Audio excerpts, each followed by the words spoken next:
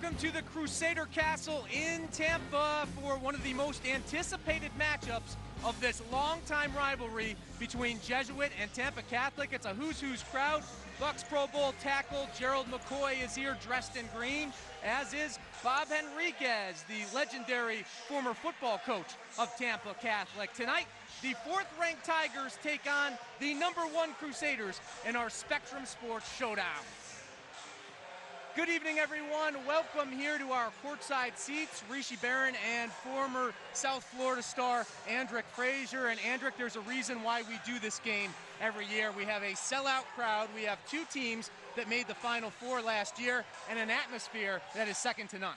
Honestly, Rishi, I can't think of a better place in the world where to be tonight than right here in Crusader Castle. I mean, you have fans that pack the house, alumni come back to see the game. We have Leonard Hamilton and his entire staff here tonight to watch this basketball contest. They want to see a great game, but they're also here to see one of the greatest players that we ever had grace the hardwood in Hillsborough County, Kevin Knox.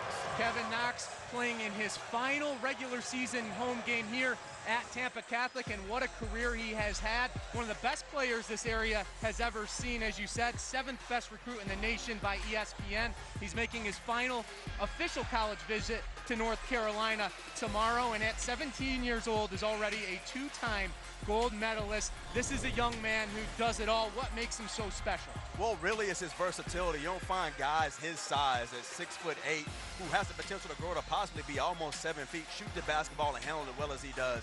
He is a young man that can impact the play without even having the basketball in his hands. It's not often you say that you have a guy who's a McDonald's All-American, has a tremendous amount of upside. He has a tremendous amount of upside. Unbelievable. Well, Jesuit has beaten him before, and they're trying to do it again. Their recipe to success, little 3-and-D, Neil Goldman's team, an amazing defense again this year, holding 65% of their opponents under 50 points per game. They lead the county in steals, and they can three it up too. A couple of outstanding outside shooters, and Tyson Dunn and Lucas Usdevinis. Rishi, this team is about stops and pops, and these two guys can really pop it from the outside. Dunn's a guy last year that took almost 70% of his shots from beyond the arc. He's become a little more versatile, but is still deadly from the outside. And then Uviticus, you can't say enough about him. Looks more like a blindside tackle, but in all honesty, he's a true stretch four. Well, this is the only official meeting between these two teams this year. Earlier this season, a game ended in the third quarter due to a wet floor. Tonight, we expect it to go to full 4 quarters. Could come down to the end. It's Tampa Catholic and Jesuit next here on Spectrum Sports. So here's Desiso, 15 seconds to play. Chance for a huge road win in this district. Fuller for 3. Got it to go! Big-time players make big-time shots, and none bigger than that 3 by Fuller. Fuller wanted it all the way, got the good look, and at 64-61 with 4 seconds to go. You want the ball in your best player's hands, and then again from, what is it about the end in Terrapins? There's another shot. That's about the 4th one that's been knocked down by Admiral Farragut in the second half from that exact spot on the floor. Sanders on the steal. Showtime for Kevin Knox.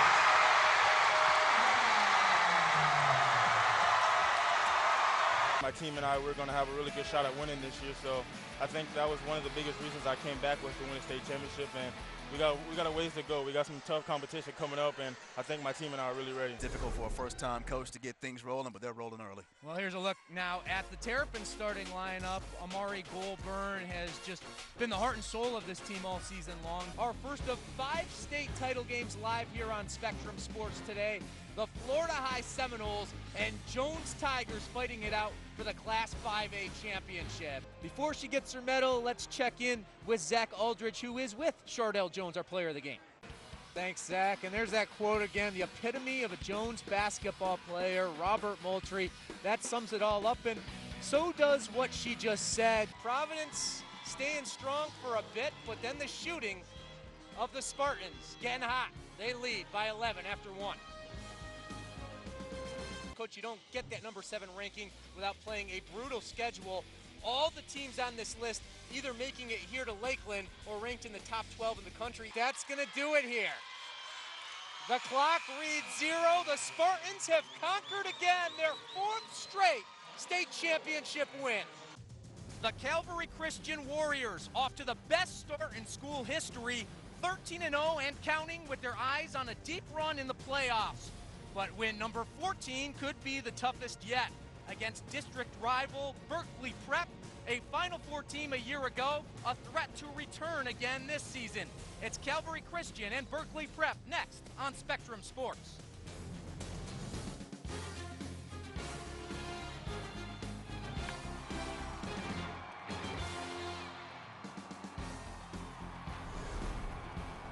Great night for baseball here on the beautiful campus of Berkeley Prep in Tampa.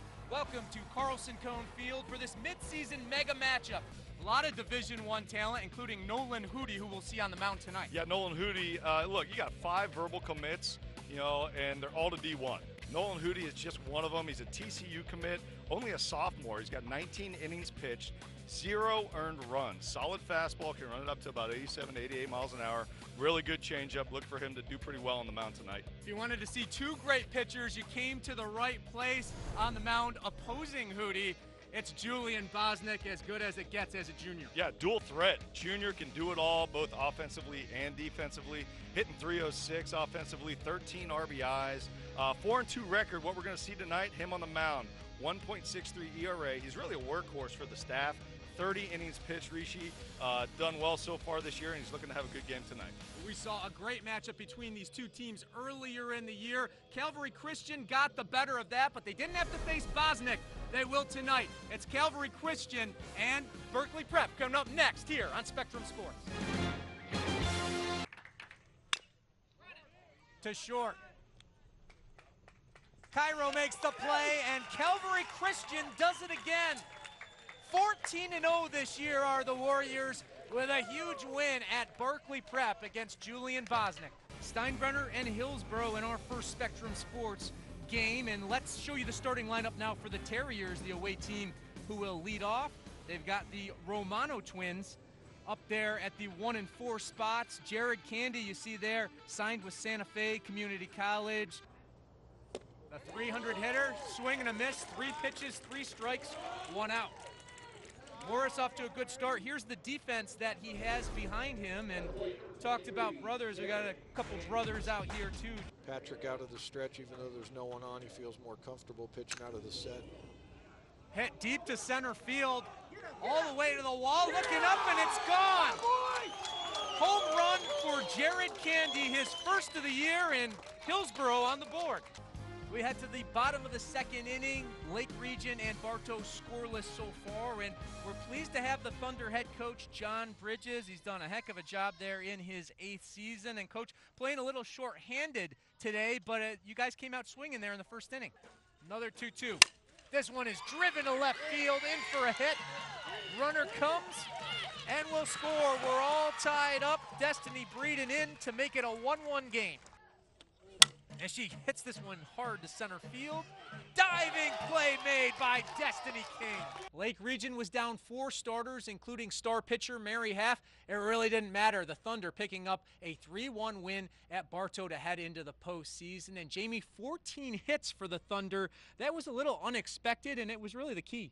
Yeah, it was. We talked about, other players getting an opportunity, and they did that tonight. Good evening, everyone. Thank you for joining us. We all get to see 2 outstanding teams match wits tonight. Rishi Barran and Ansley Cassidy, the former Florida Gator, and Ansley district tournament right around the corner. A great opportunity for both of these teams to face a higher level of competition. Bailey Wilson will serve for the first set and finishes it off with an ace. So after a back and forth start, Plant took control, wins it 25-13. Kaylee Butts warming up nicely. Kill after kill, 5 of them for her in the first set. Plant leads 1-0 as we head to the second.